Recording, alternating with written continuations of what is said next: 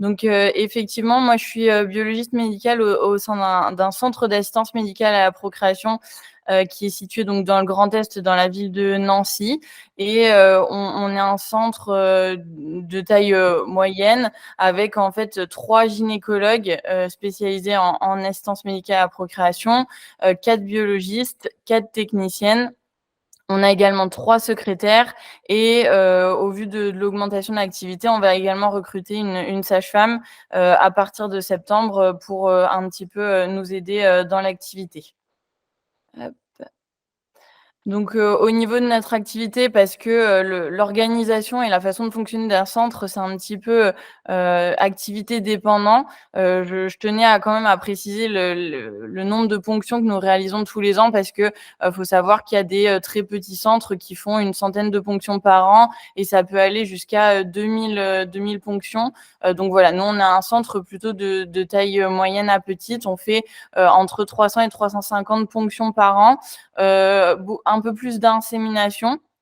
On fait entre 200 et 250 transferts d'embryons congelés et pareil au niveau des pratiques, donc on a un centre qui, réalise essentiellement des transferts au stade blastocyste, donc des transferts, des embryons, AJ5 et on est également un centre qui est agréé, pour prendre en charge les patients qui seraient, atteints d'hépatite B ou d'hépatite C, puisque ces patients, en fait, doivent être pris en charge dans des centres, agréés avec un circuit, un petit peu particulier. Voilà et donc, au niveau du coup de mon choix, de participer à cette conférence, donc, j'ai été sollicitée, par Priscilla, pour parler, du parcours AMP et c'est vrai que, moi je tiens particulièrement en fait à communiquer en fait et à répondre aux questions éventuelles, qu'auraient les patients et patientes, qui seraient dans un parcours d'AMP parce que c'est, des parcours qui sont quand même longs, compliqués avec, énormément d'informations, et on sait que certaines personnes des fois, n'osent pas, poser leurs questions, ou n'ont pas, toutes les réponses et donc j'essaye au maximum de communiquer, sur tout ce qui est, AMP et notamment, j'ai instauré, il y a peu de temps une page Instagram de notre centre pour justement pouvoir transmettre des informations, que ce soit par rapport à notre centre, mais aussi par rapport à l'AMP en général et des fois des idées, un petit peu fausses qui sont, admises alors qu'en fait, dans la réalité, c'est tout autre. Eh ben, merci pour, cette description, très complète et merci pour, ton témoignage et tes explications, ce soir. Donc, on va rentrer un peu plus dans le vif du sujet. Katia, je retiens votre question. On la posera un peu plus tard, une fois que le docteur aura expliqué un peu plus le processus de PMA.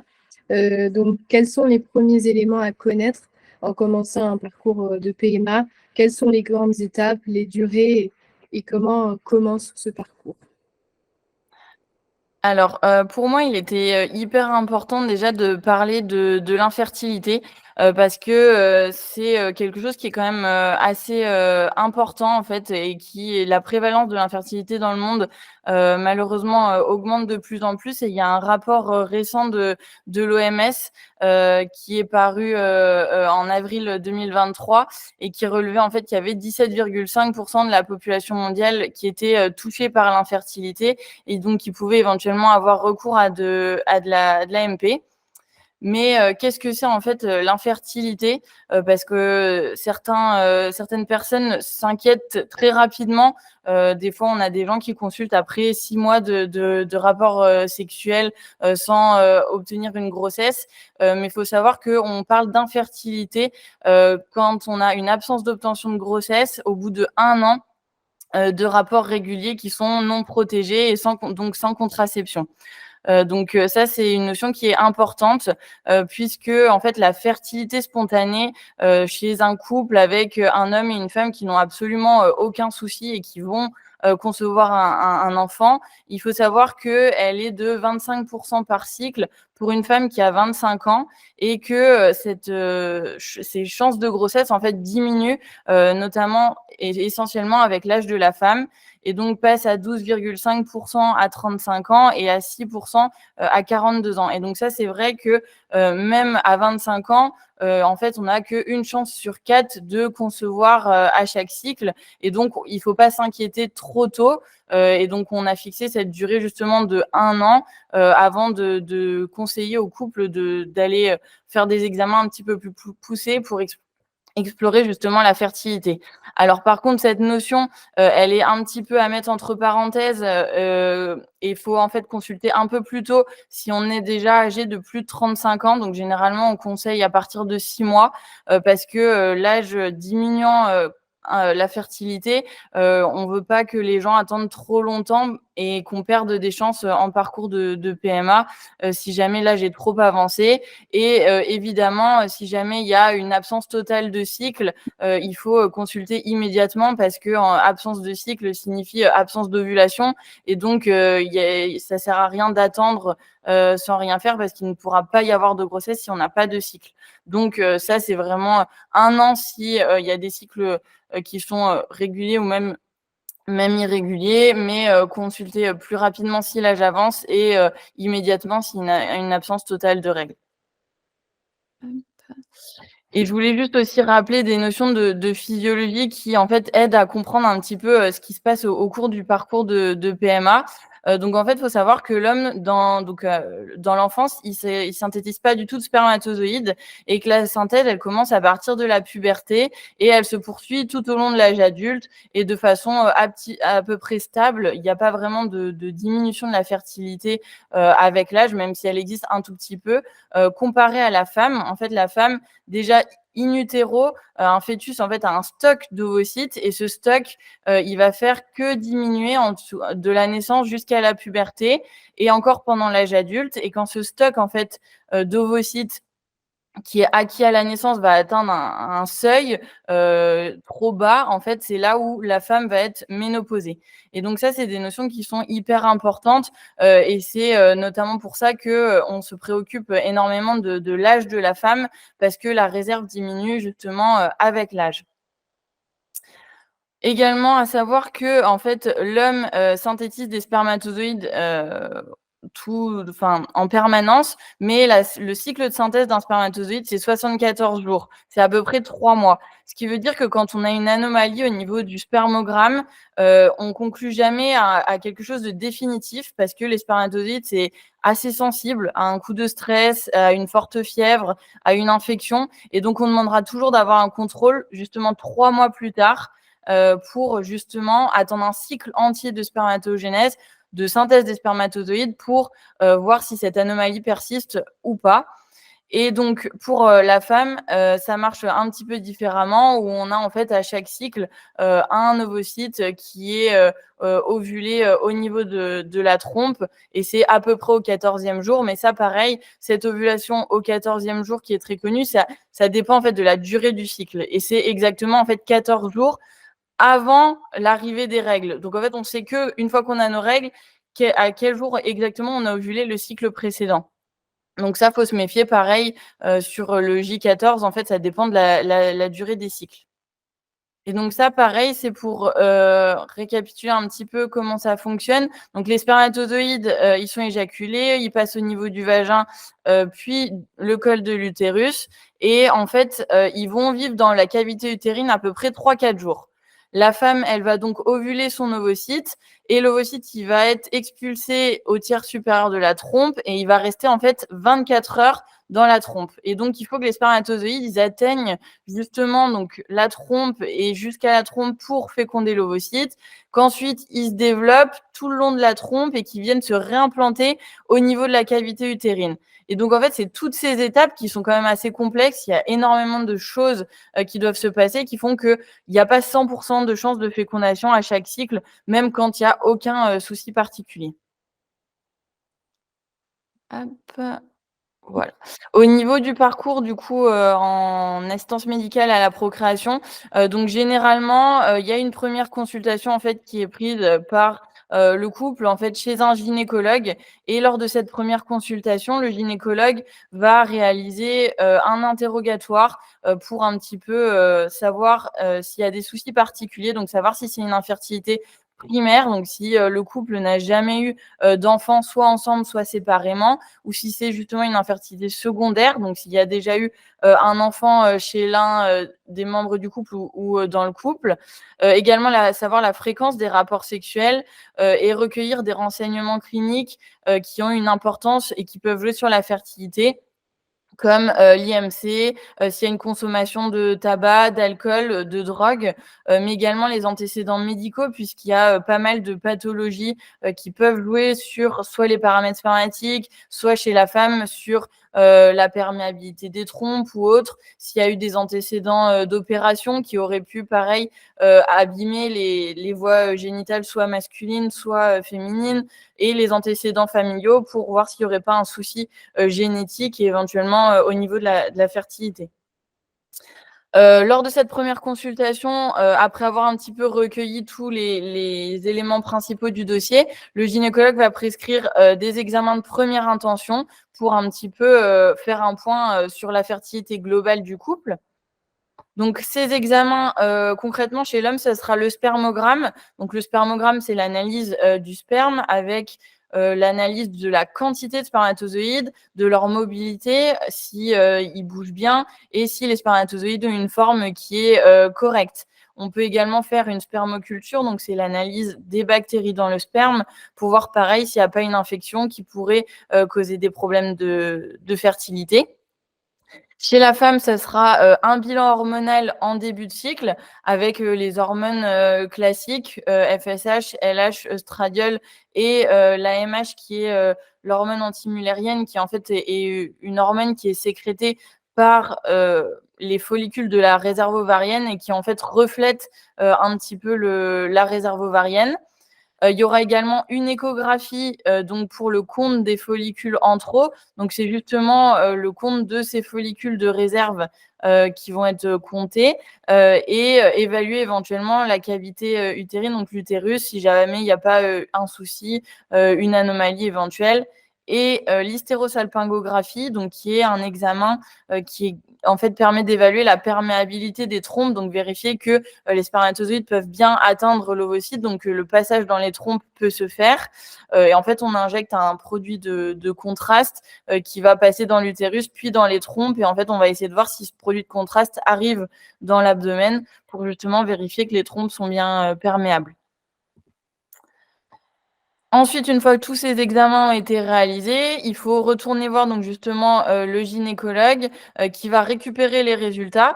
Si, les résultats, il y a pas, de choses particulières, le gynécologue peut d'emblée, prescrire, le protocole, adapté. Par contre, il peut y avoir besoin de réaliser des examens complémentaires. Donc s'il y a une grosse, altération des paramètres spermatiques, on peut, envoyer le patient faire une échographie testiculaire, on peut éventuellement envoyer le couple faire un examen génétique, la femme une IRM s'il y a une suspicion d'endométriose, faire, un test de migration survie qui est en fait un test, un petit peu plus poussé, pour, les spermatozoïdes et donc après avoir récupéré ces résultats, éventuellement choisir le protocole, adapté en fonction.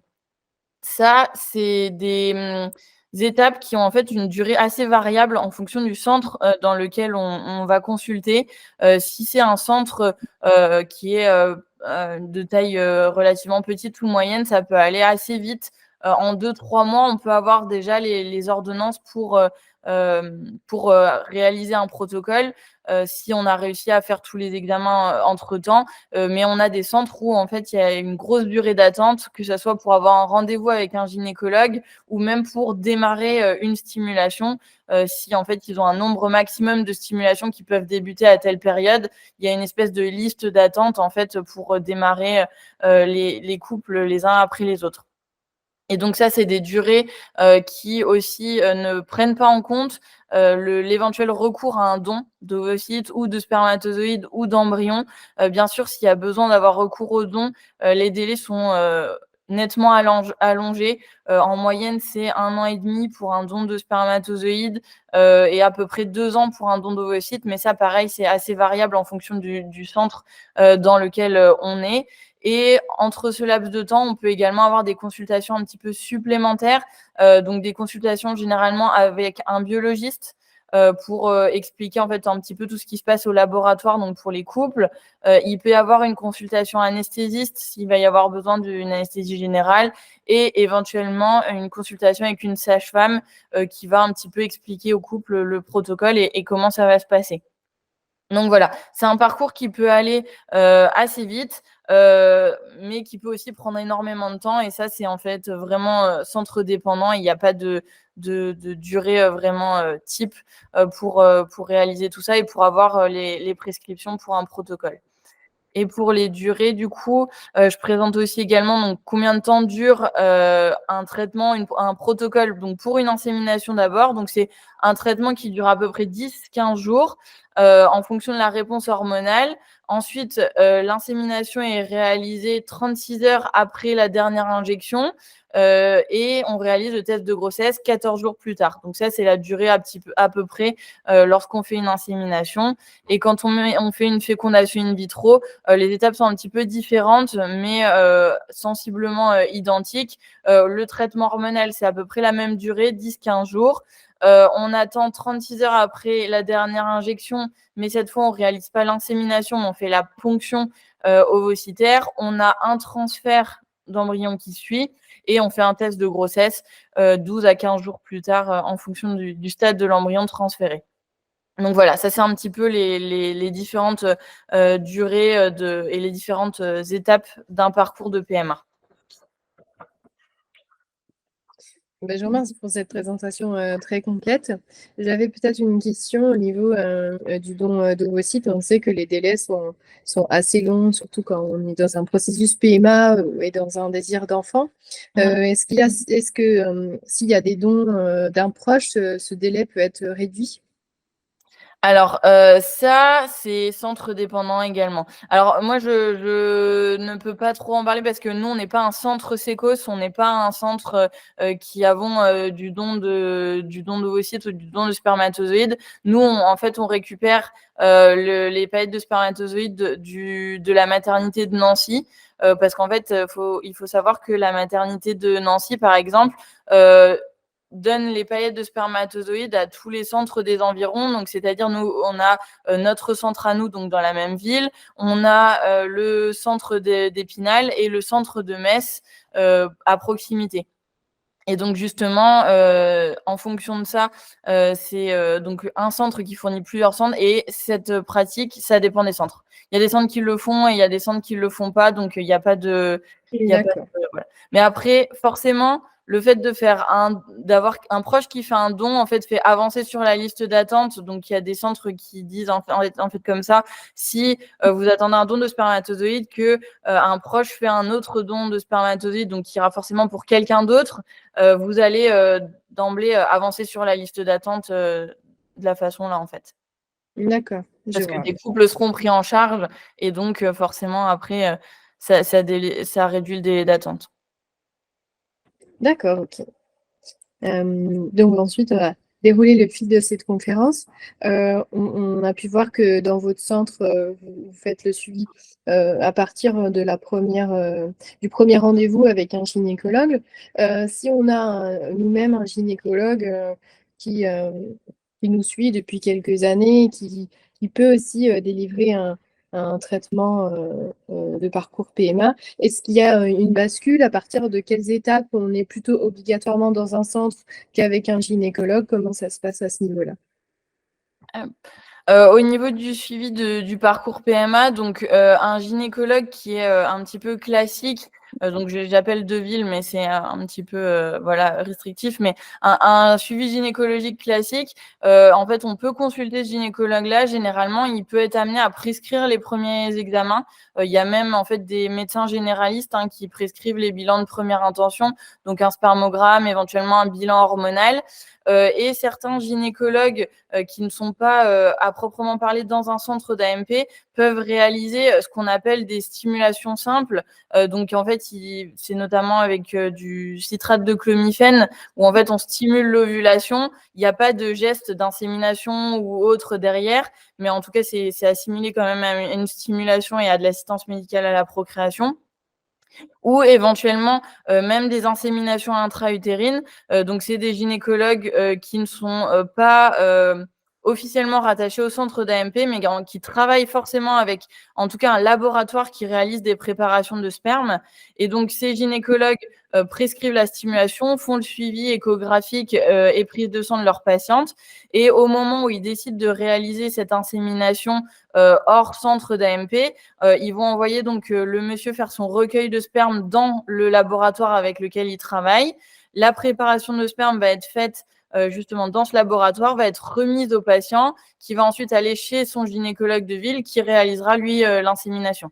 Donc ça, c'est quelque chose qui se fait. Après, tout le reste sera forcément dans un centre avec un gynécologue qui est spécialisé en AMP. Donc, bien sûr, on peut poursuivre son suivi gynécologique avec les frottides, avec son gynécologue classique. Mais pour le parcours AMP à proprement parler, du coup, ce sera avec le gynécologue du centre d'AMP, donc dans un centre qui est autorisé par l'Agence régionale de la santé. C'est possible aussi d'emblée, dès qu'il y a des soucis de fertilité, de prendre rendez-vous avec un gynécologue spécialisé en AMP. Et ce gynécologue spécialisé en AMP sont des gynécologues classiques aussi, et donc peuvent aussi faire un suivi gynécologique autre hors AMP. Et c'est forcément donc obligatoirement un gynécologue dans un centre d'AMP si on va réaliser une FIV ou même si on fait des inséminations mais qu'on a recours aux dons. Là, forcément, c'est dans un centre d'AMP. D'accord, OK, oui, c'est beaucoup plus clair comme ça. Hem et ensuite, donc on voit que ce parcours, il peut être très long. Il y a pas mal d'examens qui doivent et peuvent être faits, tout au long, des prises de sang, des échographies et cetera. Pendant ce parcours, est-ce qu'il y a des aménagements qui sont faits pour le côté professionnel, des congés maladie qui sont prévus, des absences justifiées? Comment ça se passe à ce niveau-là? Alors, ça, c'est quelque chose qui est, je pense, assez méconnu, sur les absences lors d'un parcours, AMP. En fait, il faut savoir que, la femme donc qui, va avoir la tentative d'AMP, en fait, elle a une autorisation d'absence pour tous les actes médicaux, qui sont nécessaires à son parcours. Et cette autorisation d'absence, en fait, c'est pas, un arrêt de travail, c'est pas un congé, c'est vraiment, une absence avec, aucune diminution en fait de la rémunération et c'est assimilé en fait à une période de travail effectif. Donc généralement, l'employeur demande un certificat de présence donc qui est fourni par tous les centres d'AMP si besoin pour justifier donc que la patiente était bien au centre d'AMP pour un examen ou pour quelque chose en particulier. Et donc, ça ne doit entraîner aucune diminution de la rémunération ni la perte d'heures supplémentaires ou de congés, etc.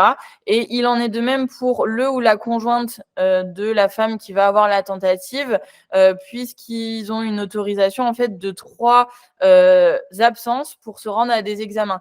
Donc généralement, si c'est un homme, c'est le spermogramme, après éventuellement le recueil de sperme si c'est une ponction FIV et le transfert. Donc en fait, ça couvre à peu près 3 absences. Et ça, c'est pour chaque protocole. Donc si jamais il y a une ponction, un transfert, absence de grossesse, on repart à zéro et donc le conjoint a à nouveau droit à 3 absences pour les gestes qui suivent.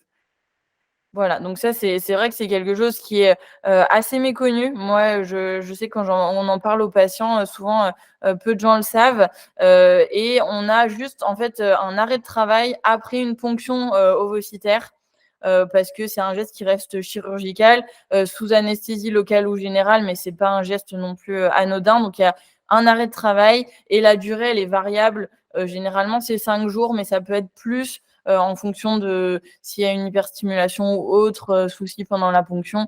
Donc voilà, c'est minimum généralement 5 jours et ça peut aller un peu plus loin. Oui, c'est très intéressant parce que moi-même, j'ai fait un parcours il y a quelques années et tout ça, je savais pas, on m'avait pas informée sur ces sujets-là, sur ces absences justifiées. Donc, c'est intéressant de le noter aujourd'hui et de le partager à toutes les femmes qui sont présentes aujourd'hui. Qu'ensuite, on va passer sur le sujet du syndrome des ovaires polykystiques et des infertilités en général. Est-ce que le syndrome des ovaires polykystiques est connu dans votre centre? Est-ce qu'il y a un spécialiste dédié pour ça, ou peut-être un gynécologue qui est un peu plus spécialisé sur ce sujet? Et ensuite, j'ouvrirai plus largement aux infertilités. Quelles sont les principales causes d'infertilité dans votre centre? Et est-ce qu'il y a des spécialistes par pathologie? Je pense aussi notamment à l'endométriose aussi. Alors, sur le SOPK, donc dans notre centre, il n'y a pas de praticien spécialiste dédié, parce que, c'est quand même une pathologie qui est vraiment extrêmement fréquente. Je pense que, au moins, 1 fois par semaine, on a une tentative, d'une patiente qui a, un syndrome des ovaires polykystiques. C'est quelque chose qui est, assez bien connu, enfin même très connu, par les gynécologues, sur la façon de prendre en charge, sur la façon de stimuler même après. Donc en fait, les 3 gynécologues qui travaillent chez nous peuvent prendre en charge, sans problème des patientes qui ont, un syndrome des ovaires, polykystiques. C'est, généralement, des patientes, où on a un bon pronostic, dans le sens où la réserve ovarienne généralement n'est pas, est plutôt importante. Donc ça, c'est un facteur de bon pronostic. Et c'est des patientes, qui peuvent ne pas avoir de cycle, et donc des fois, très simplement, en mettant du citrate de clomifène, donc en restaurant des cycles, on peut, restaurer une fertilité et donc avoir une grossesse, sans aller jusqu'à l'insémination ou la fécondation in vitro. Par contre, si on en arrive à l'insémination et à la fécondation in vitro, c'est un parcours qui est identique. Il y a pas de différence particulière pour une patiente atteinte de syndrome des ovaires polykystiques ou d'endométriose. C'est juste, au niveau de la façon de stimuler, c'est un petit peu plus compliqué, pour, les inséminations, en fait, où on essaye d'avoir un seul, follicule.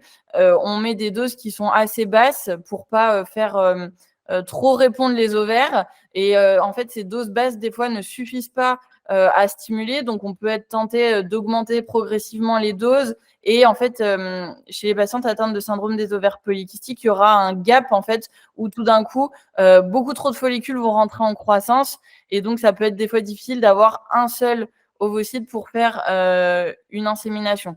Et donc on aura des fois, plus d'annulations pour les protocoles d'insémination à cause de ça, et un passage éventuellement plus rapide en fécondation in vitro, où là, c'est moins gênant, enfin pas gênant vu que c'est ce qu'on veut, avoir pas mal d'ovocytes sans en avoir trop non plus, mais du coup, c'est éventuellement, plus dur à stimuler pour une insémination, intra-utérine, mais en passage en FIV, généralement, les patientes, répondent plutôt bien. On arrive à avoir un nombre d'ovocytes, qui est quand même, normalement, relativement, important, en tout cas suffisant pour espérer avoir un nombre d'embryons, de bonne qualité, correct, à la fin, et donc une grossesse. Donc voilà, il n'y a pas de parcours, particulier, à ce niveau-là. Et pour les causes d'infertilité, alors en fait, les causes d'infertilité, que ce soit dans notre centre ou dans tous les centres, c'est à peu près la même répartition. C'est les répartitions d'infertilité, en fait, de la population générale, en France ou dans le monde. Et en fait, c'est un tiers, un tiers, un tiers, enfin 30 d'infertilité purement masculine, donc où l'homme, en fait, a un problème au niveau spermatique, donc que ce soit une diminution de la concentration en spermatozoïdes, une diminution de la mobilité des spermatozoïdes, qui font que s'il n'y en a pas suffisamment ou s'ils ne bougent pas suffisamment bien, ils n'arrivent pas à atteindre d'eux-mêmes l'ovocyte et à le féconder. Il peut y avoir aussi des troubles de l'éjaculation, des malformations des voies spermatiques, donc des problèmes pour acheminer les spermatozoïdes jusqu'à l'éjaculat, ou même des malformations génitales avec des problèmes et donc une absence d'éjaculation. On a 30 à peu près de causes purement féminines, donc là où c'est uniquement la femme qui a un problème de fertilité, soit parce qu'il y a une obstruction tubaire, donc les trompes sont bouchées, donc forcément, si les trompes sont bouchées, les spermatozoïdes ne peuvent pas atteindre l'ovocyte et donc ne peuvent pas donner d'embryon et donc pas de grossesse.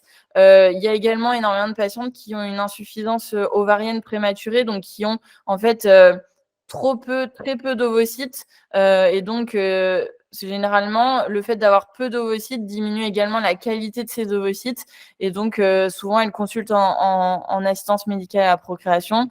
Des patientes qui ont des douleurs au moment des rapports et donc qui peuvent pas avoir de rapport, donc c'est le vaginisme. Bien sûr, le syndrome des ovaires polykystiques et l'endométriose qui sont, je pense, les deux causes principales purement féminines et éventuellement des anomalies de l'utérus où on peut avoir en fait des cloisons dans l'utérus qui gênent en fait l'implantation de l'embryon ou des anomalies des trompes, etc., qui en fait vont gêner l'implantation et empêcher la grossesse. On a 30% des causes qui sont multifactorielles, donc mixtes. L'homme et la femme ont des soucis, donc ceux que j'ai cités précédemment. Et on a également 10% des cas où en fait on n'a pas de cause identifiée. Donc ça, c'est des patients où au niveau paramètres spermatiques, tout va bien. Chez la femme, il n'y a pas de souci particulier, en tout cas qu'on arrive à identifier, parce qu'il y a encore énormément de choses qu'on ne voit pas, qu'on ne maîtrise pas, surtout au niveau génétique. Mais en tout cas, surtout, les examens de première intention, il n'y a pas de souci particulier. Et donc, on n'arrive pas à savoir quel est le souci à proprement parler. Et donc, ces patients-là auront éventuellement recours à l'assistance médicale à la procréation. Voilà. Ah, on vous entend pas, le micro est coupé. Il y a énormément de facteurs, excusez-moi, il y a énormément de facteurs qui peuvent intervenir dans ces infertilités. Et on entend aussi beaucoup parler d'infertilité secondaire. Quelle part représentent les couples avec une infertilité secondaire? Quelles en sont les causes? Est-ce que c'est des causes euh, qui sont aussi qui sont similaires à ce qu'on a pu voir en infertilité primaire, peut-être des maladies avec le temps qui deviennent un peu plus sévères. Est-ce que le traitement est plus difficile et le parcours plus long? Voilà, je vous laisse répondre à toutes ces questions. Oui, alors, c'est une question hyper intéressante et j'avais en fait jamais regardé précisément les chiffres dans notre centre sur l'infertilité secondaire, mais il se trouve qu'on a en fait 30% de patients qui consultent pour infertilité secondaire. Donc je rappelle juste l'infertilité secondaire, donc c'est en fait le couple a déjà eu un enfant et pour le deuxième enfant, ont un délai de conception qui est long, donc n'arrivent pas à avoir ce deuxième enfant et donc consultent en assistance médicale à la procréation, alors que pour le premier, il y a eu a priori aucun souci. Les causes, elles sont variées. C'est un petit peu les causes que j'ai citées précédemment. S'il y a développement d'une infection, par exemple, si la femme a eu une chlamydiose, c'est une infection due à la bactérie chlamydiée qui en fait peut boucher les trompes et donc forcément entraîner une infertilité. Ça peut être des altérations des paramètres spermatiques. Ça, il y a énormément de causes. Une pathologie importante, si en fait, il y a trop de chaleur au niveau des testicules. Donc, par exemple, la position assise prolongée chez des patients qui seraient assis toute la journée, par exemple les chauffeurs routiers, en fait, ça entraîne des problèmes au niveau des paramètres spermatiques. Il peut y avoir également des médicaments qui engendrent des problèmes soit au niveau de la femme, soit au niveau de l'homme. Et le facteur qui est souvent très important, c'est l'âge. Parce que forcément, on est plus âgé pour le bébé numéro 2 et l'âge joue énormément dans la fertilité. Et malheureusement, c'est quelque chose où on peut pas faire, on n'a pas vraiment d'axe d'amélioration là-dessus et on est un peu démunis. Et donc, c'est vraiment le facteur le plus limitant au niveau de l'assistance médicale à la procréation. Pour ce qui est du traitement, c'est identique. On ne différencie pas du tout infertilité primaire ou secondaire dans la façon de prendre en charge. On prendra en charge avec le protocole adapté en fonction du problème qui est décelé. Donc, si c'est féminin, un problème de trompe, on fera des inséminations.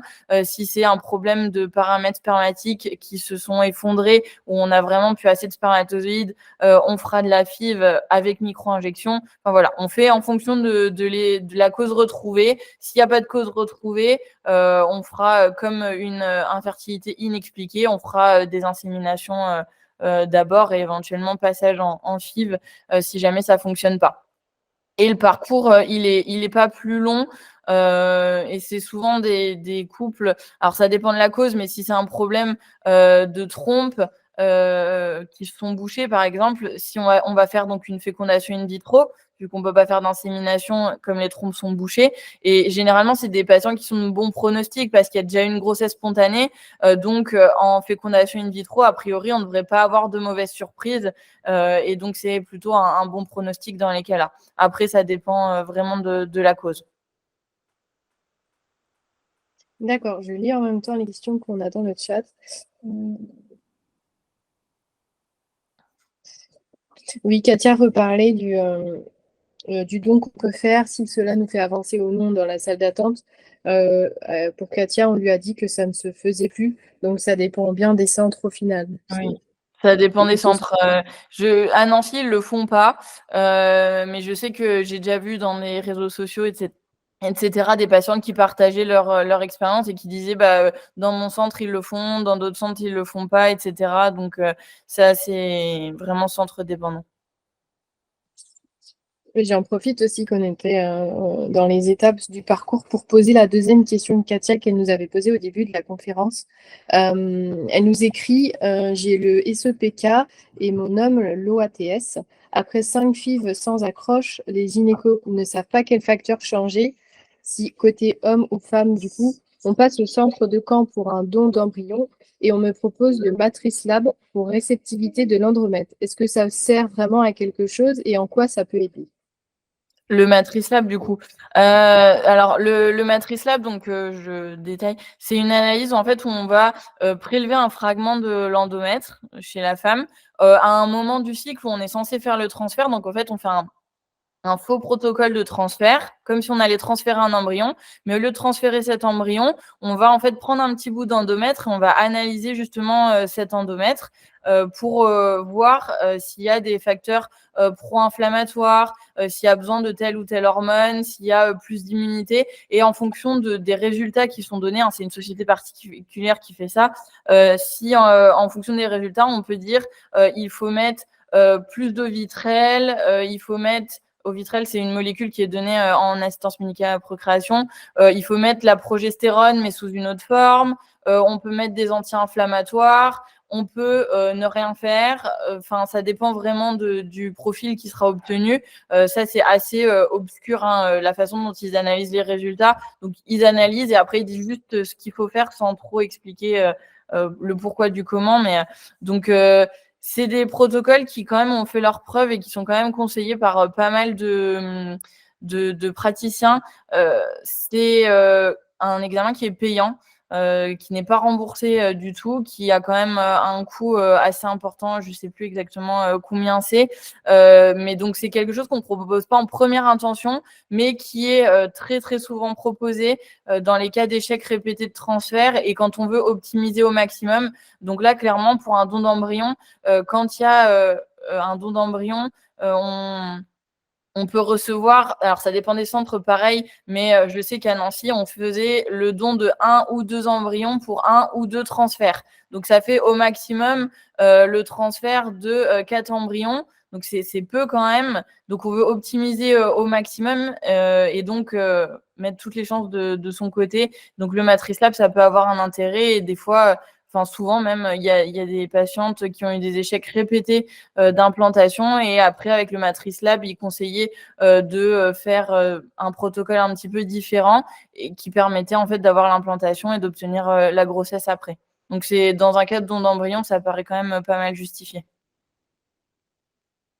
Oui, en effet, je pense que malheureusement, quand on a eu quelques échecs et qu'on doit arriver à un don d'embryon, c'est toujours intéressant de prendre ce que les médecins nous proposent, d'autant plus, comme vous dites, si il y a pas mal de bons retours sur cette pratique. Voilà. Il y a Manon qui pose une autre question sur le taux de réussite par parcours. Est-ce que le taux de réussite est différent selon le type d'infertilité? Par exemple, elle nous parle d'infertilité idiopathique. Mmh. Alors, c'est un peu dur de répondre à la question, dans le sens où déjà les taux de réussite d'un centre à l'autre sont très différents. Donc, je ne peux pas donner déjà des chiffres. Et il y a tellement de choses en fait qui peuvent entrer en jeu. Parce qu'une infertilité idiopathique, des fois, c'est uniquement le stress qui peut jouer sur la fertilité. Les gens en fait sont tellement stressés que ça joue. Les gens ne savent pas, mais ça joue énormément sur la fertilité. Et donc, on va les prendre en charge en insémination et ça va marcher tout de suite. Mais il y a aussi des gens qui sont exactement dans le même cas, infertilité idiopathique, on ne sait pas pourquoi, et on va faire tout va bien, on va faire des inséminations plein, et ça va pas fonctionner, on va faire de la FIV et on n'aura jamais d'embryon. Et malheureusement, en fait, tout est possible. Il n'y a pas de réponse en fait toute prête à ça. C'est très variable, il y a tellement de facteurs qui rentrent en jeu et on peut avoir dans un centre faire une tentative et c'est la cata, faire dans le même centre une autre tentative et ça change tout.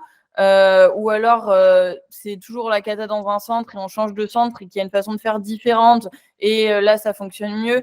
Il y a beaucoup trop de paramètres pour que je puisse répondre très précisément à cette question.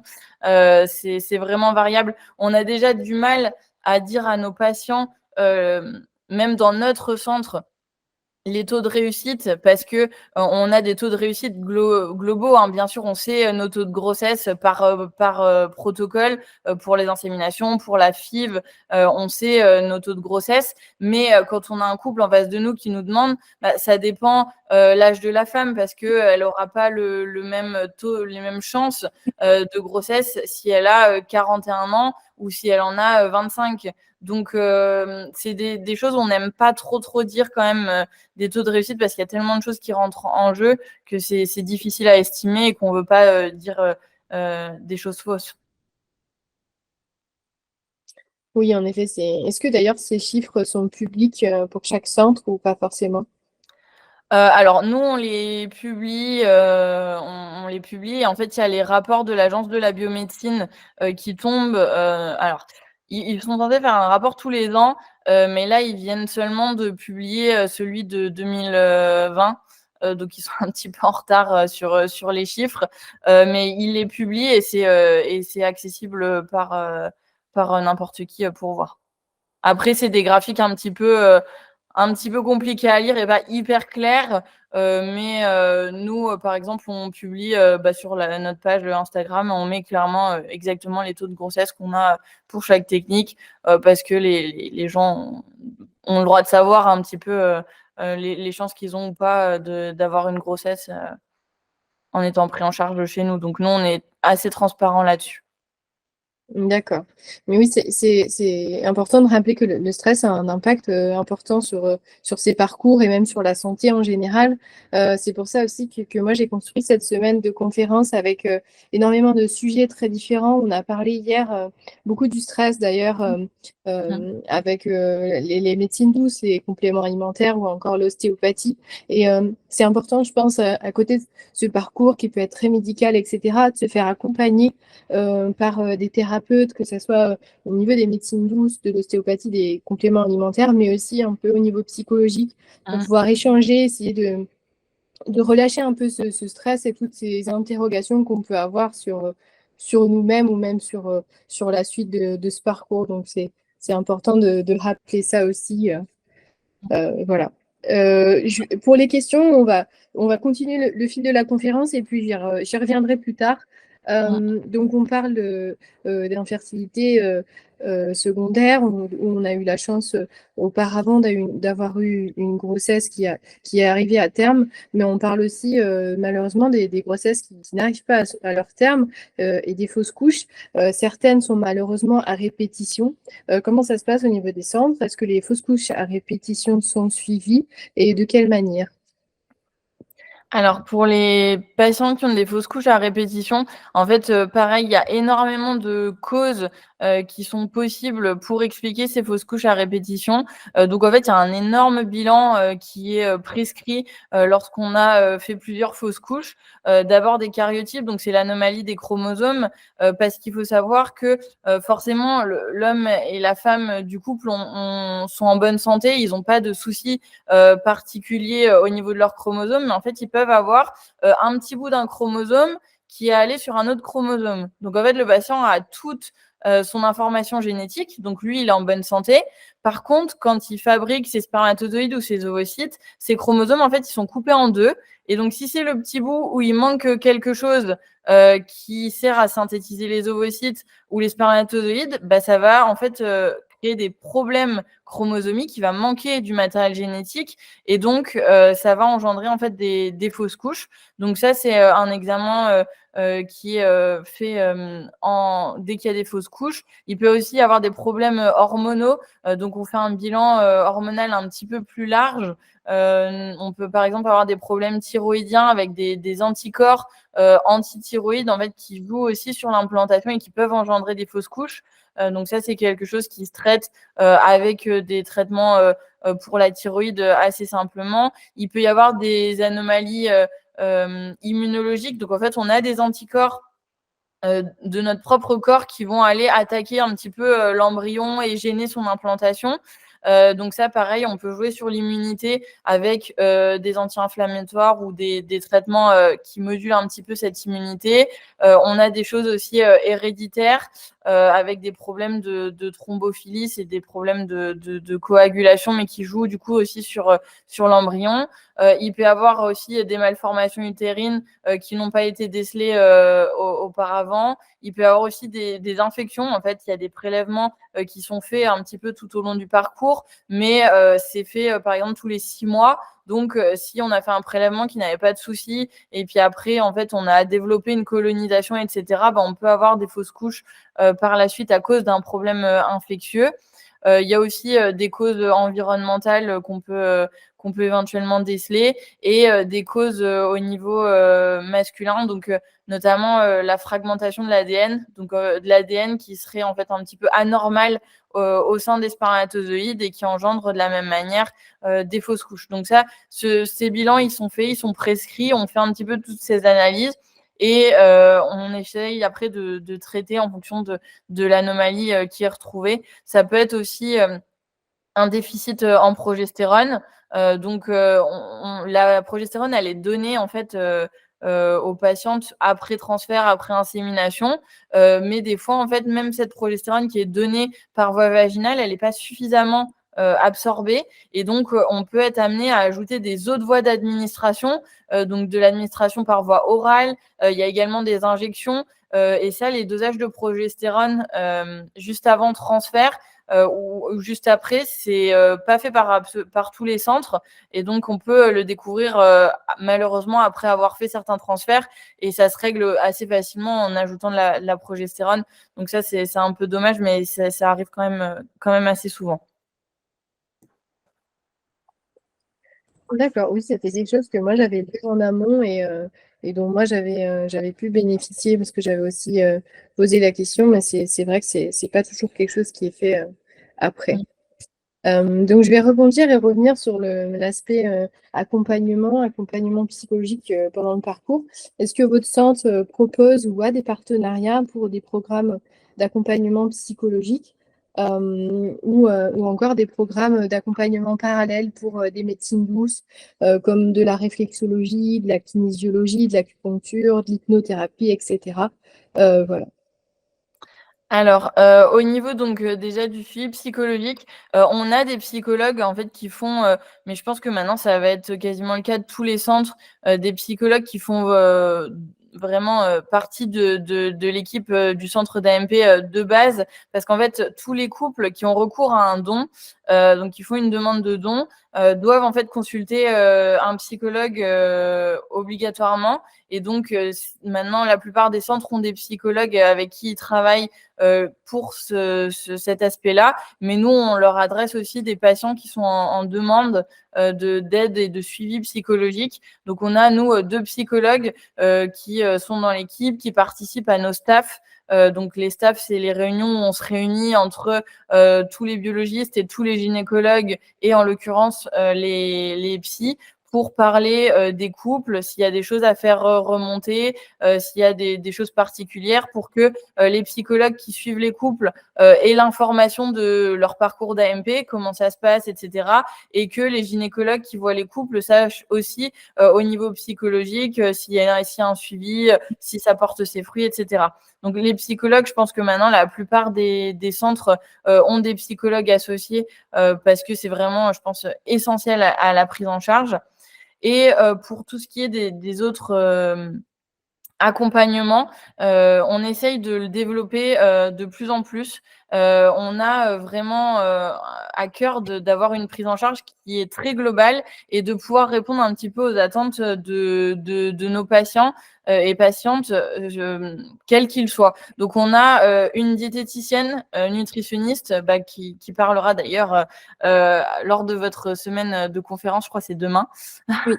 Voilà, donc Anne-Laure Saunier qui est notre diététicienne nutritionniste, donc pareil, qui fait vraiment partie intégrante de l'équipe, qui participe à nos staffs et à qui on adresse des patients et des patientes qui auraient besoin d'un suivi diététique ou nutritionnel pour éventuellement une perte de poids ou même un rééquilibrage alimentaire simple. On propose aussi des bilans de biologie fonctionnelle. Donc ça, en fait, c'est vraiment tout ce qui est analyse, en fait, plus poussée de tout ce qui est vitamines, acides gras. C'est quelque chose qui est de plus en plus fait pour optimiser, en fait, la fertilité. Donc, on peut faire des dosages de tous les antioxydants, les vitamines des différents groupes qui jouent sur la fertilité, des dosages plus précis et plus dans l'optimum santé pour tout ce qui est thyroïde. Enfin, voilà. Donc ça, c'est des bilans qu'on propose également. On a aussi une hypnothérapeute qui travaille avec nous et qui, en fait, suit pas mal de nos patients. Et c'est quelque chose qui vraiment est très, très appréciée par nos patients qui ont recours à elle et c'est une prise en charge qui est différente et qui est pas forcément disponible dans tous les centres.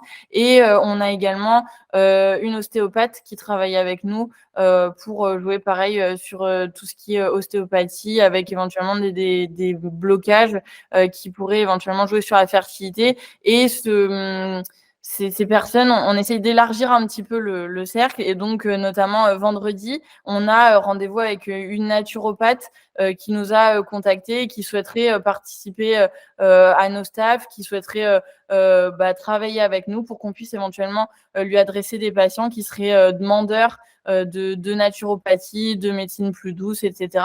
Et on essaye vraiment d'élargir même auprès de professionnels qui font des séances de yoga, fertilité. Enfin, on essaye vraiment de pouvoir proposer à nos patients tout l'accompagnement qu'ils souhaiteraient.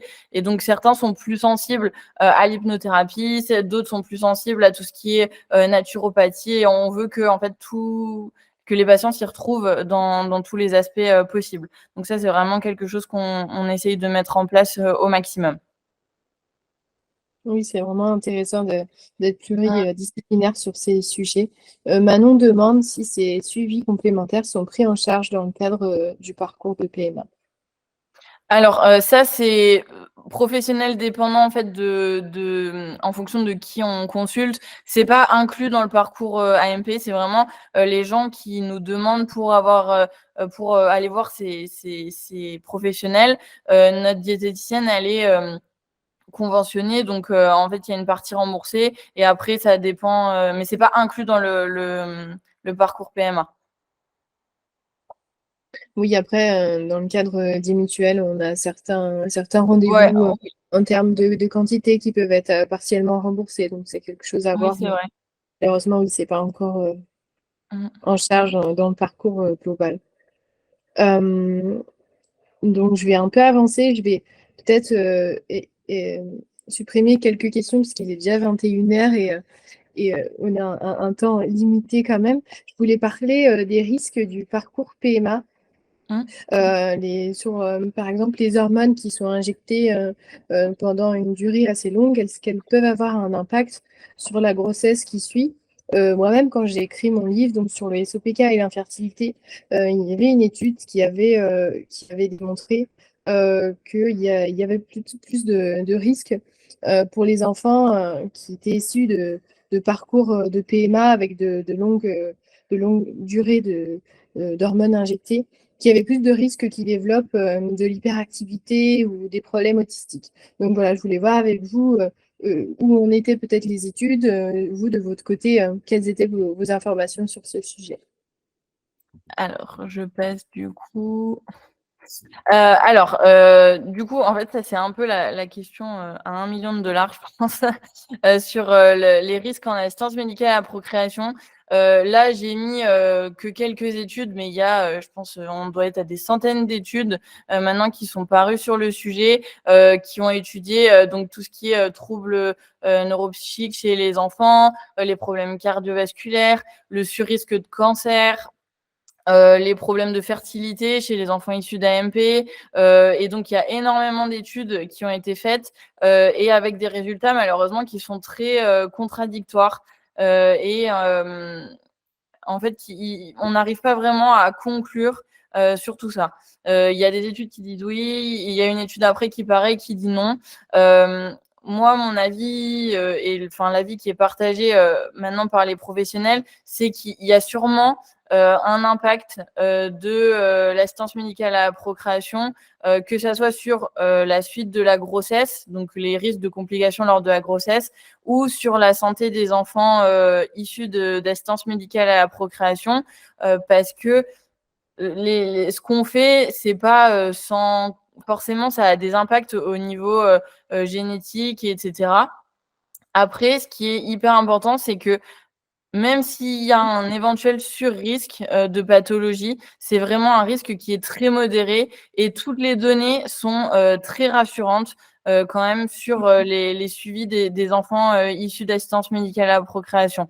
Il y a un risque qui serait peut-être surajouté de choses, mais on n'arrive même pas à dire quoi, hein, parce qu'il y en a qui disent problèmes cardiovasculaires, d'autres qui disent des cancers, d'autres qui disent de la croissance, mais en fait, ça change un petit peu, mais on est quand même assez objectif sur les pratiques et sur les risques associés à ces pratiques, en se disant qu'il y a quand même sûrement un impact de notre activité sur la santé des enfants, mais ça reste un risque qui est vraiment très modéré et toutes les études maintenant sont quand même très rassurantes là-dessus. Donc c'est ce que j'ai mis en fait ici. On voit en fait la majorité des enfants sont en bonne santé. Là, c'est des articles en fait qui contredisent un peu et qui disent que toutes les études faites, elles sont faites un petit peu de façon différente, avec des biais, des erreurs qui font qu'on a des conclusions qui sont à prendre avec des pincettes.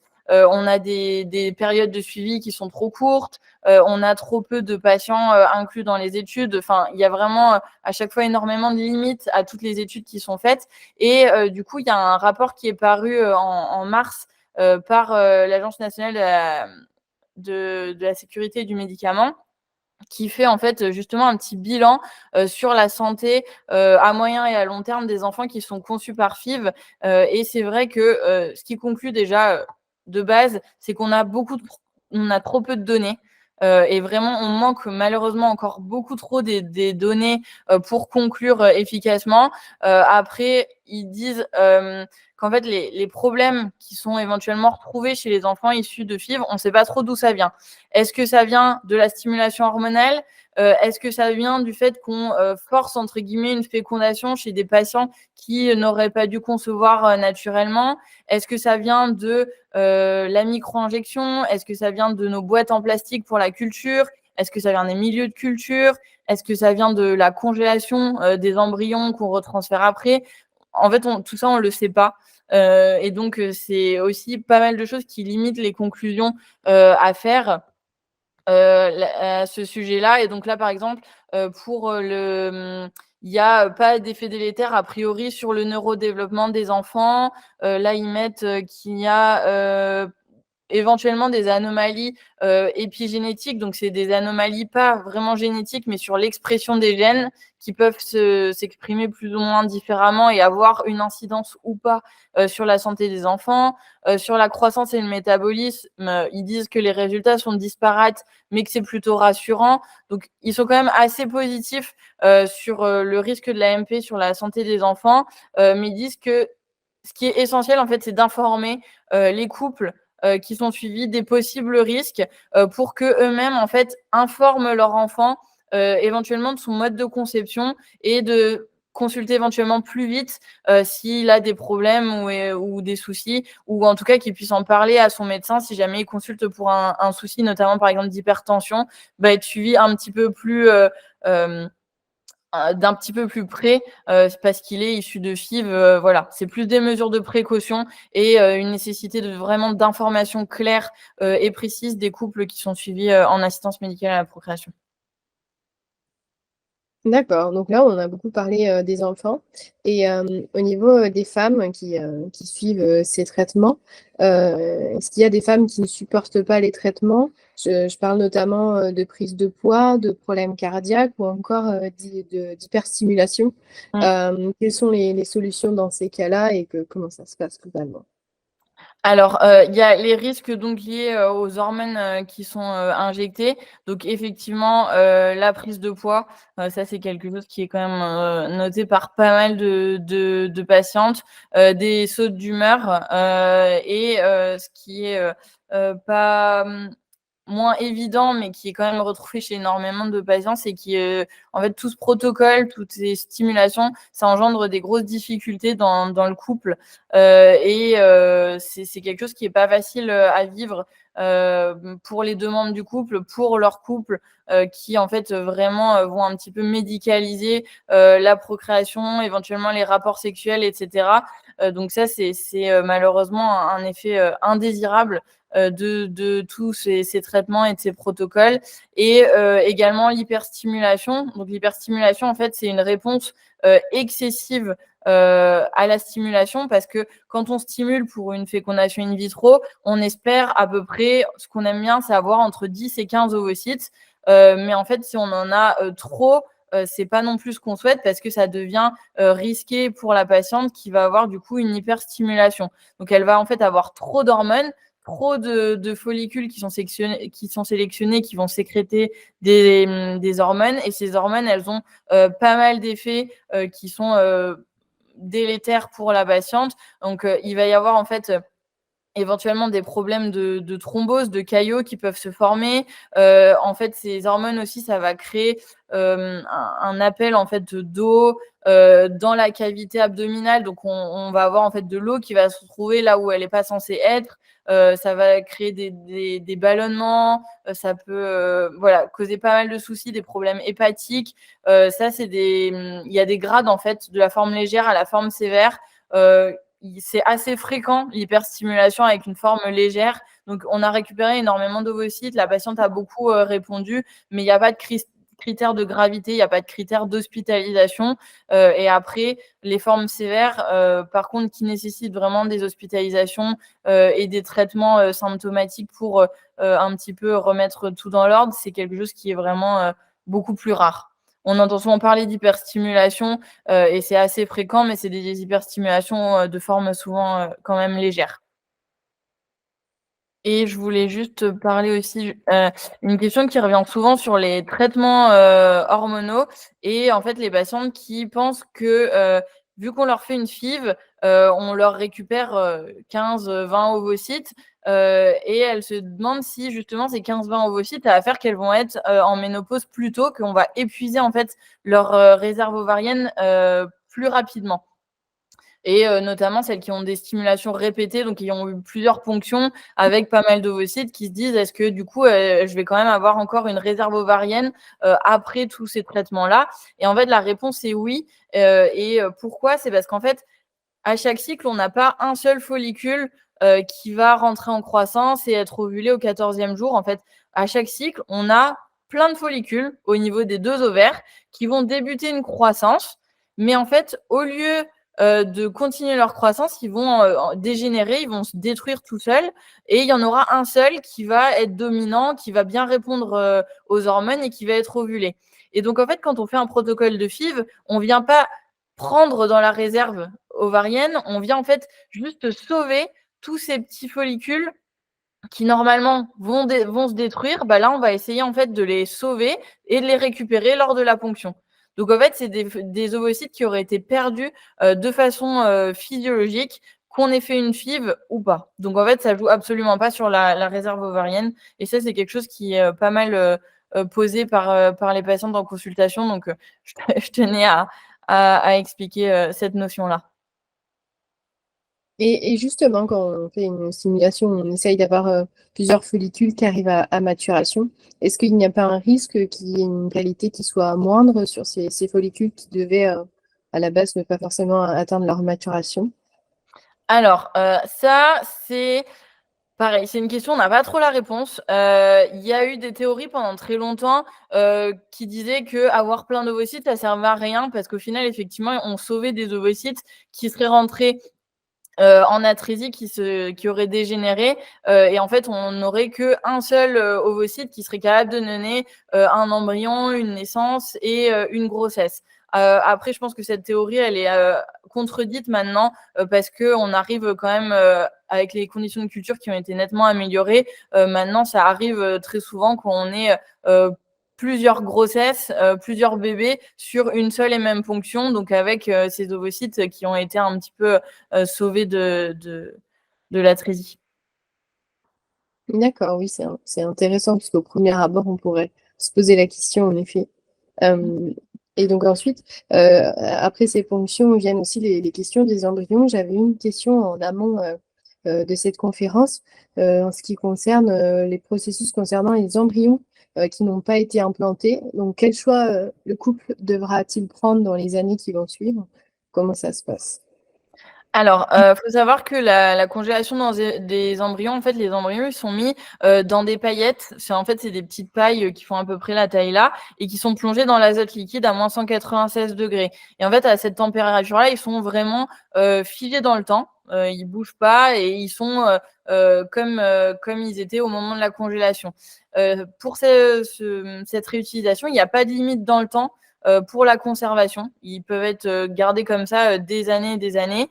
La seule limite, en fait, en France, c'est la limite d'âge fixé par la loi pour la réutilisation, qui est donc le 45e anniversaire de la femme qui portera la grossesse et le 60e anniversaire du conjoint ou de la conjointe dans le couple.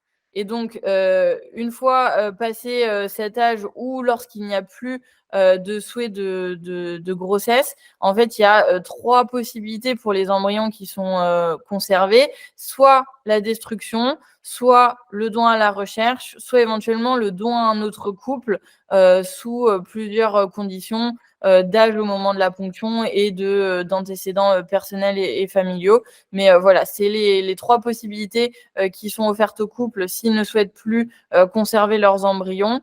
Et en cas de désaccord du couple sur ce choix-là, donc s'il y en a un qui souhaite détruire, l'autre donner à la recherche, par exemple, en cas de désaccord, on choisira toujours la destruction parce que les embryons, ils sont aux 2 membres du couple. Et donc, il faut absolument que les 2 membres du couple soient d'accord pour la réutilisation éventuelle. D'accord, ok. Et donc, suite à ces parcours, on a quand même de belles grossesses qui arrivent. Est-ce que vous, dans votre centre, pardon, vous assurez le suivi de grossesse aussi? Alors, donc ça, c'est dans notre centre particulièrement. En fait, nos gynécologues qui font de l'assistance médicale à la procréation, elles sont aussi gynécologues classiques entre guillemets. Donc, elles font du suivi gynécologique hors AMP et elles font également des suivis de grossesse. Donc, c'est possible pour les patientes qui sont enceintes chez nous d'être suivies par le même gynécologue tout au long de la grossesse. Et sur les 3, on en a même 2 qui sont obstétriciennes et donc qui réalisent les accouchements. Donc c'est possible en fait d'être suivi en fait du parcours AMP jusqu'à l'accouchement par la même gynécologue. Mais ça, pareil, c'est centre dépendant. Il y a des centres où les gynécologues font uniquement de l'assistance médicale à la procréation, et une fois qu'il y a grossesse, c'est suivi par un gynécologue classique qui fait du suivi de grossesse. D'accord. Oui, c'est vrai que c'est quand même important. C'est des parcours qui sont assez éprouvants et ça peut être plutôt intéressant d'avoir un centre dans lequel on est suivi, du début de ce parcours jusqu'au beau résultat qui est Mmh. l'accouchement. Ah bah, pour Hem, nous, c'est le mieux de savoir quand ça donne un beau bébé, on est content. Donc c'est vrai qu'on a cet avantage-là avec le suivi des patientes de A à Z. oui, bien sûr. Hem, donc ensuite, j'avais une autre question qui m'avait été aussi posée en amont et je connais pas ce processus, donc je serais curieuse d'en savoir plus. On m'a posé la question, pour vous, connaissez-vous la naprotechnologie? Est-ce que vous la pratiquez et existe-t-il des centres en France qui la pratiquent et que vous pourriez connaître? Alors, je connaissais pas ce terme non plus avant d'avoir la D'accord. question. Du coup, j'ai cherché et donc j'ai trouvé que c'était une abréviation en fait d'un terme anglais qui en fait c'est une procréation naturelle médicalement assistée. Donc c'est en fait une aide médicale pour favoriser une conception naturelle avec un accompagnement personnalisé. Donc j'ai un petit peu cherché. En fait, en fait, c'est un peu quelque chose qu'on fait avec nos couples. En fait, c'est des conseils éventuellement hygiéno-diététiques, des suivis nutritionnels. Par exemple, s'il y a un problème d'obstruction tubaire, on peut éventuellement restaurer la perméabilité des trompes.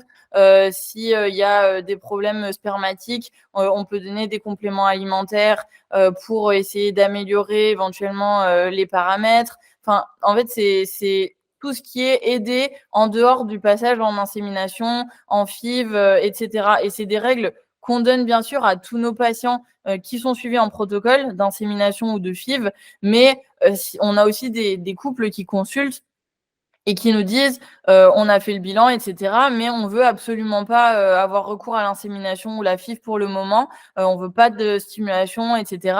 Et donc c'est des choses et des conseils qu'on va donner à ces couples-là, mais qu'on donne aussi à tous nos couples qui sont suivis en protocole d'assistance médicale à la procréation. En fait, c'est essayer d'obtenir une grossesse sans passer par l'assistance médicale à la procréation à proprement parler. D'accord, OK. Donc on a fait le tour de pas mal de questions. Je vais terminer par les questions qui sont sur le chat et puis après on clôturera tranquillement cette conférence. Donc on a une question d'Anaïs euh, qui nous dit, dans le cadre d'un début de PMA, stimulation ovarienne, y a-t-il un équivalent naturel au Dufaston pour éviter que celui-ci ne devienne un automatisme lorsqu'il y a une aménorrhée totale? Alors ça dépend, nous, pour ça, on met le Dufaston et on peut pas s'en passer.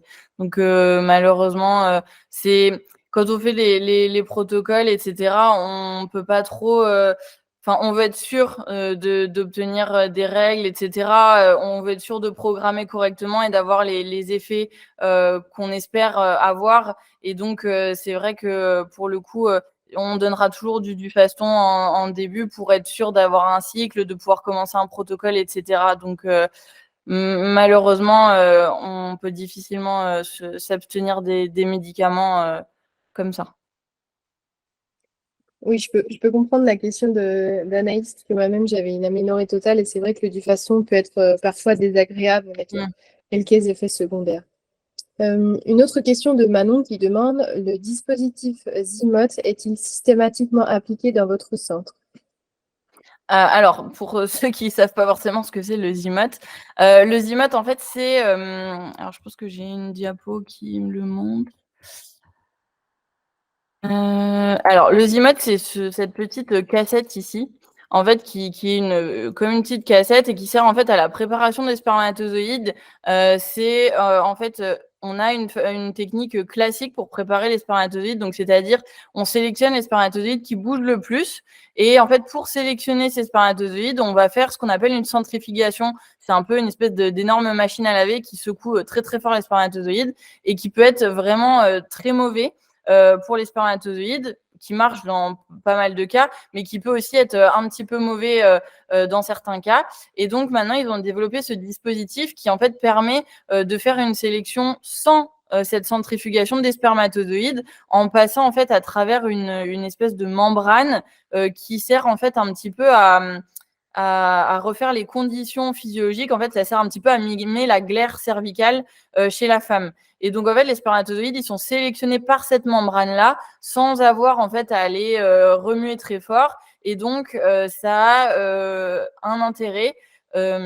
Après, on ne l'utilise pas systématiquement. Pourquoi ? Parce que c'est un dispositif qui est payant. Qui n'est pas, enfin, qui peut être remboursé par certaines mutuelles, mais pas forcément par toutes, et en fait qui n'a pas d'intérêt dans tous les cas. Ce dispositif, il a énormément d'intérêt chez des patients qui ont une fragmentation de l'ADN qui est élevée, puisqu'il y a beaucoup d'études qui ont prouvé que des patients qui ont une fragmentation de l'ADN spermatique qui est aux alentours de 20-30%, donc qui est élevée, et on a essayé les antioxydants, on a essayé le rééquilibrage alimentaire, l'arrêt du tabac, et on n'a jamais réussi en fait à faire baisser cette fragmentation de l'ADN.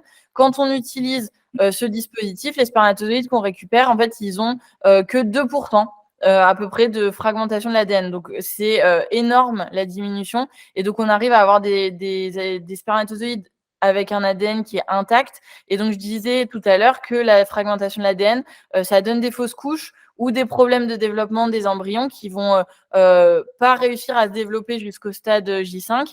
Et donc, dans des cas de fragmentation élevée de l'ADN ou des cas d'échec de FIV où on n'a pas obtenu d'embryon avec des problèmes spermatiques, etc., on peut être amené à proposer à nos couples ce dispositif-là, mais on ne l'utilise pas dans tous les cas. Et c'est uniquement pour la fécondation in vitro avec ICSI, avec micro-injection du spermatozoïde. D'accord, oui, c'est assez complexe, mais du coup, c'était très complet et très clair. Donc, s'il y a des dernières questions, je vous laisse les écrire dans le chat. En attendant, est-ce que vous auriez, pour terminer cette conférence, des conseils à donner peut-être aux couples qui vont commencer puis sont dans un parcours de PMA? Oui, alors un parcours de PMA, c'est un parcours qui est pas évident, qui est long, qui est difficile autant psychologiquement que physiquement avec tous les traitements, les injections. Hein, c'est quand même des injections qui sont faites en sous-cutané, donc quand même dans la peau.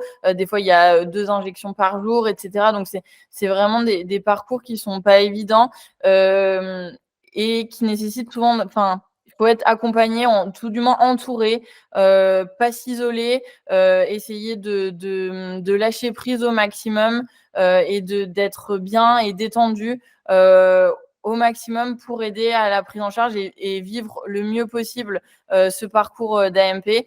Les praticiens qui sont dans les centres d'AMP, ils ont un seul objectif, c'est de réussir à obtenir la grossesse et le bébé tant attendu. Donc, en cas de difficulté, je pense qu'il ne faut pas hésiter à contacter les gynécologues, les biologistes, les sages-femmes qui travaillent dans les centres pour être accompagné. Si on a des questions, pareil, pas rester en suspens. Si on a eu un échec et qu'on se demande pourquoi, si on peut avoir des explications, il y aura toujours des gens pour répondre aux questions des patients. Et tout ce qui n'est pas dit, c'est mauvais de garder pour soi. Donc voilà, vraiment essayer de faire tout ce qui est possible pour être le mieux possible. Et je voulais juste raconter quand même une petite anecdote parce que là, ça m'est arrivé coup sur coup sur 2 couples différents qu'on suivait. En fait, il y a les gens se mettent énormément de pression sur l'envie d'être enceinte, l'envie d'avoir cette grossesse tant désirée. Et en fait, on a quand même pas mal de gens qui en fait consultent chez nous. Ils entament le tout début de la prise en charge, une consultation, ils font les examens. Et en fait, le fait de se sentir pris en charge, le fait de se dire bah, c'est bon, maintenant je suis encadrée, etc. Donc ça leur fait lâcher prise, littéralement. Et en fait, il y a la grossesse qui peut venir après toute seule. Et là, coup sur coup, c'est vrai que j'ai eu 2 couples qui, ça faisait 4 ans qu'ils essayaient pour les 2. d'avoir une grossesse, il n'y a jamais rien eu du tout. Et un début de parcours, en fait, ils se sont sentis pris en charge, ils se sont sentis accompagnés, ils se sont détendus. Et en fait, il y a eu des grossesses et en tout cas, tout du moins, des améliorations des résultats par la suite. Donc, c'est vraiment quelque chose qui est essentiel, je pense, dans un parcours d'AMP. Exactement, je rebondis là-dessus. C'est vraiment deux choses qui sont très importantes, c'est se faire accompagner, de se sentir écouté. Je pense que c'est deux choses que je répète au fur et à mesure des conférences et c'est des sujets qui reviennent. Donc voilà, c'est deux sujets très importants. En tout cas, je vous remercie, docteur Faté, pour cette conférence qui était très riche et très intéressante sur le sujet du parcours de PMA en général. Je vous remercie toutes et tous pour votre participation. J'espère que cette conférence vous aura aidé et informé et, et qu'elle vous aidera si vous êtes en plein parcours ou si vous allez commencer un parcours. Je vois qu'une personne a levé la main. N'hésitez pas à prendre la parole, à ouvrir votre micro ou écrire dans le chat.